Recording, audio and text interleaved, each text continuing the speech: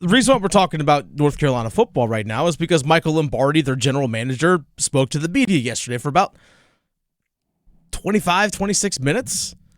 UNC football, people are talking highly about UNC football now in a way we haven't heard. Again, Michael Lombardi, their general manager, who kind of feels like he's become the spokesperson, while Bill Belichick is still the face and going on national programming. We see Bill Belichick on Pat McAfee's show. We see him in Super Bowl commercials on Dunkin' Donuts. You're seeing his face everywhere. There's a clear plan of what UNC wants to do. And listening to Michael Lombardi talk yesterday to the media, which, by the way, if you want to check out the entire press conference, if you go to WRELSportsFan.com, Brian Murphy, WREL Sports Investigative Reporter, has an article up on different things that we're actually going to touch on right here, including everything that UNC is doing is they are constructed themselves like a pro team. You know, we talk about who we've signed, but we are one team. It's not like this signing class and some others. We're all one team, and I think we have to really do a good job of showing our players kind of what to expect and how the program is going to be different than it was in the past. And again, every program's different when you make a coaching change. So the players have been really receptive. I think that they've been great at taking the information in, and when coach is able to get in front of them at our team meetings and talk about football and what it takes and what we expect from them, I think they've been really good, and I think they've responded. Our off-season workouts have been good. The players want to be coached. I think one thing you learn about players, whether it's high school, college, or pro, players want to improve. And your job as a coach, whether you're 18 years old as a coach or whether you're 85 like Tom Moore, is if you can make the player better, the players will listen.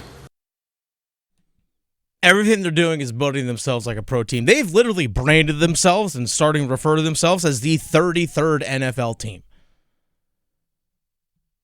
And Lombardi continues to explain how it's vital for them to continue to get their message out there and why transparency is vital for the team moving forward. Part of our job is to explain who we are and what we're doing. That's what the fans want to know. And they want to know what their program is because they want to stand next to somebody and say they're building this at North Carolina, and they want to say it with authority. And so that's my job. That's Coach Belichick's job, is to keep echoing those comments. And I think once you get people to buy into your plan and you explain it, the second area of leadership is called management of meaning, you get people to follow you. Now, this is what North Carolina has armed themselves with. Bill Belichick out there on the recruiting show. We're building a pro-style organization, essentially. We're the 33rd NFL team. There's an article put out today by The Athletic. Article written today. Grace Rayner was one of the writers along with someone else, talking about how Bill Belichick is on the trail, might say on the recruiting trail, going all over the place, building themselves to be a national brand. Michael Lombardi did refer to it. We'll hear a clip here in just a second about North Carolina. You see the color, you see the logo, you see the jump man, people associate it with North Carolina. You can go to anywhere in the country, you show that logo, like, oh, that's UNC. People know it, and people know who Bill Belichick is. And when Bill Belichick is going into high schools to talk to players, people listen. There's much more pop when Bill Belichick walks into a building. There's much more attention. It's written in the article, quoted from coaches saying, yeah, when Bill Belichick's in there, there's a lot more eye contact. There's a lot more guys sitting up straight. There's a lot more of that going on, and he's going heavy into the 2026 recruiting class. And Michael Lombardi continued to talk about how Bill Belichick can walk into any school and say, hey, we got this name brand. We got the best coach. We have a great brand. I mean, we have this UNC logo is worldwide, so we shouldn't limit ourselves. You know, I think that we can walk into any school and say, we're North Carolina. We have the greatest coach in the history of football, and we have a great university. Come play for us. I think it's a powerful message. It definitely is.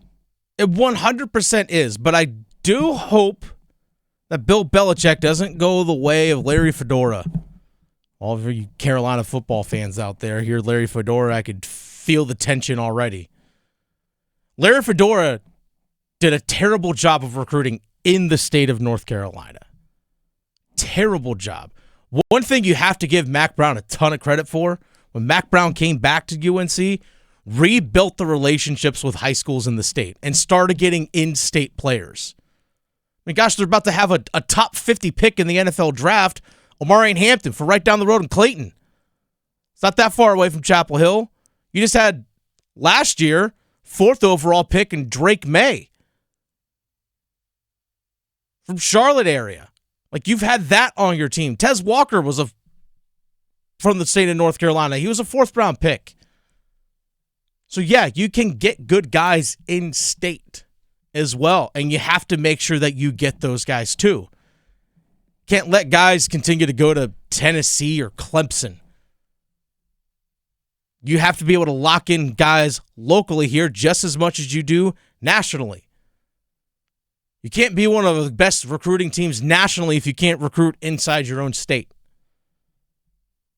But part of building the culture, Michael Lombardi said, is that everyone, yes, knows who they are. It's important to know what they're doing, but it's also vital to get former players and alums bought in. There's a lot of pride in this program, and there's a lot of pride in this university, and I think our job is to bring it out. And I think what we have to do is we have to honor those who've come before us. These screens here that talk about the former players that have been here, that's not enough. You know, they deserve more than a screen. They deserve way more than that because we've had so many great players here. So I think we're going to have to pay really more respect to the greatness of this program from a football standpoint. We haven't won ACC since 1980. We're all aware of that. But, man, we've had a lot of good players, and they deserve to be in this hallway. They deserve to have the spotlight. So I think in terms of what's been the hardest part is trying to bring out those alumni, bring them back. This is a beautiful facility, but it's not a home for the older players. We are hearing the plan from Michael Lombardi. We're hearing the plan. We're seeing Bill Belichick out there on the recruiting trail. Again, we're talking in high regard, in the reverence of what we are speaking regarding UNC football right now is in much higher regard than what we're talking about with basketball. And I think this is where a lot of frustration, to kind of tie things back into the team that's playing right now in UNC basketball, I think a lot of people are seeing, wait, UNC football is putting in a lot of resources, or just UNC is putting a lot of resources into football, general manager, recruiting staff, everything that they're doing, the money that's being poured in and the direction that they're going. And look, there is a plan. Whether you like the plan or not, whether you think the plan works or not, at least there's a plan and they're laying it out. And I think when UNC fans look at their basketball team and they don't see that, that's where the frustration builds. It's like, well, wait a second. Why didn't Hubert do that? When he could have had a general manager a couple years ago, their women's basketball teams had a GM for a couple of seasons. It's not like UNC football has been lighting it up on the field, but gosh, we're talking about them like they're this big national program, this big national brand, because they're treating themselves as such. And they are carrying themselves as such. That's the reason why people are talking about them the way that they are. It's a big swing by UNC. We've talked about it back in November when Bill Belichick got hired. It's a big swing by North Carolina. And right now, the way things are looking, it's like, well, okay, they have a plan. They're going after recruits. Did they sign as much like on National Signing Day as probably they could have out of the 2025 class? I know there are some early commits. I know Bill Belichick kind of getting the late jump by the time that he got hired and so forth. Questions about Mack Brown and what the future is going to look like. But there's the spring transfer portal that's coming up in a few months in April. I would not be surprised if UNC is going to start looking and picking guys off there too. Guys that go into the portal. That's probably why they didn't sign as many freshmen this year. But the 2026 class of recruiting, by the way, I was talking with Joel Bryant from High School OT earlier today. Check out highschoolot.com. The 2026 recruiting class in the state of North Carolina is as good as it's ever been. It's as good as it's ever been. And seeing the fact as well that Bill Belichick is actually going to Rollsville and out to Durham and the Charlotte area and recruiting these 4- and 5-star guys. It's a big deal. And he's trying to flip 5-star guys. They have a plan, and there's a reason why people are viewing them in such high regard. Bill Belichick hasn't even coached a practice yet. So I can see why the frustration when you see that for football, and UNC, known for basketball, sees their program where they are right now. I get why the frustration's there.